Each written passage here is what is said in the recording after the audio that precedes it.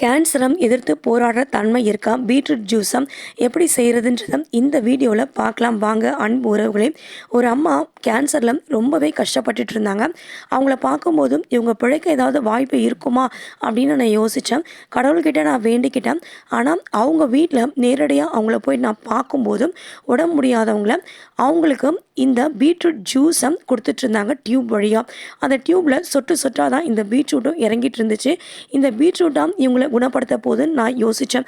ஆனால் இந்த பீட்ரூட் ஜூஸும் அவங்க கேன்சர்லேருந்து அவங்க ஆரோக்கியமாக குணமாகறதுக்கு உதவுச்சு. இன்றைக்கும் நான் கண்ணால் பார்க்குறேன். அவங்க வேலை செய்கிறாங்க, நடக்கிறாங்க, ஓடுறாங்க. இந்த மாதிரி நிறைய கேன்சர் பேஷண்ட்ஸ்க்கு இந்த பீட்ரூட் ஜூஸு குணமாக்குது. இது சத்தியமான ஒரு உண்மை அன்பு உறவுகளே. பீட்ரூட்டில் இருக்க நைட்ரேட்ஸு தசைகளை ஸ்ட்ரென்த்தை இம்ப்ரூவ் பண்ணி இதயத்தோட ஆரோக்கியத்தையும் மேம்படுத்துது. பிபியை குறைக்க ஹெல்ப் பண்ணுது. மெக்னீஷியம், காப்பர், ஃபோலேட் இருக்கனால எலும்புகளும் பற்களும் பலமாகுது. பீட்ரூட்டை தோலை சீவிட்டு அதை நல்லா கழுவிட்டு பொடியாக சீவி எடுத்துக்கோங்க.